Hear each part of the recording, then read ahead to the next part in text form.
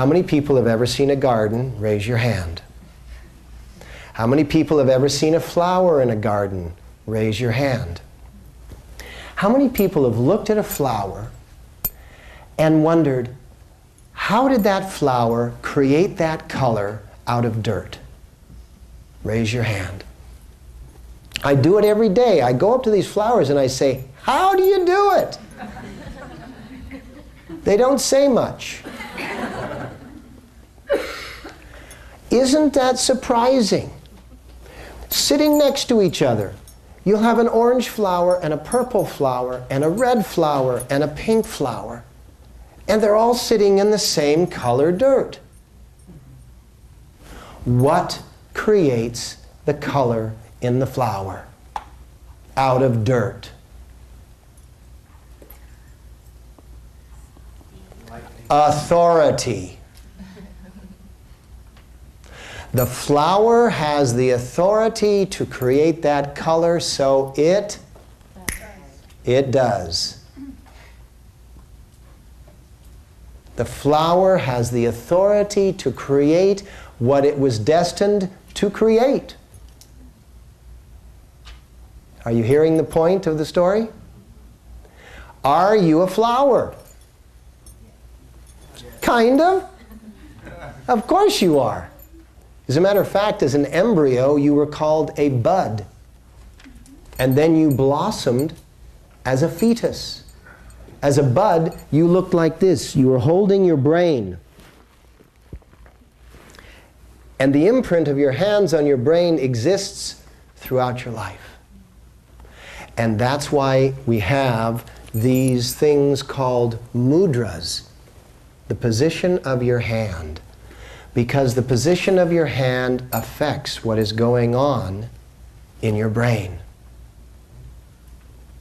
And so, mantra affects what's going on in your brain. Mudra affects what's going on in your brain. Posture of body affects what's going on in your brain. The mantra affects it through the hypothalamus, which is sitting right above the upper palate, the dome of the upper palate of your mouth. Now the hypothalamus dips down into your bloodstream. And it feels, it senses the blood that's going by. It's the part of the brain, it's in the limbic system, it's the part of the brain that actually breaks the brain-blood barrier. Because the brain is protected from the blood so that even if there's an infection in the blood, it never gets to the brain. But the limbic system, the hypothalamus gland, dips down into the blood and it takes an analysis of what does your blood feel like. And the blood is made up of the chemistry that the glands and organs have secreted into it. All of your glands and organs secrete into your bloodstream, and they give you a blood chemistry. And the hypothalamus gland sits down in that blood, and it goes, you feel sad! And it reports that to the pituitary gland, which is the master gland, and then the master gland takes care of all of the other glands, and you respond to feeling sad by going, aww. And then a little while later, something happens and the bloodstream has been reacting because your glands and organs have experienced what is going on, and it says, now you're glad. And it registers that to the pituitary gland, and all of a sudden, the rest of the glands respond, and you go, ah. Now, where are you in this equation?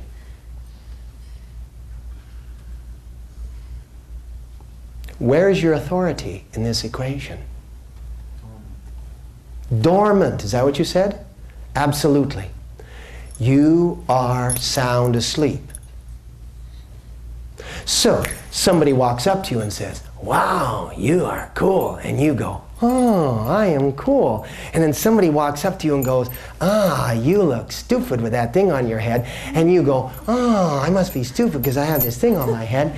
And then you go, you know, on the field of life, are you a player, a coach, an owner, or the ball?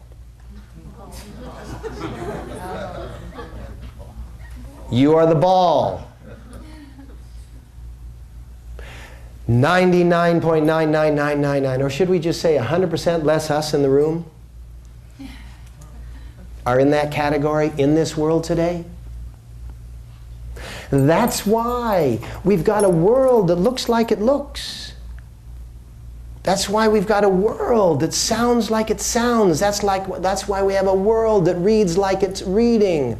That's why you were born. You were not born here to be a part of that world. You were born here to change that world. Say it. I was born here to change that world.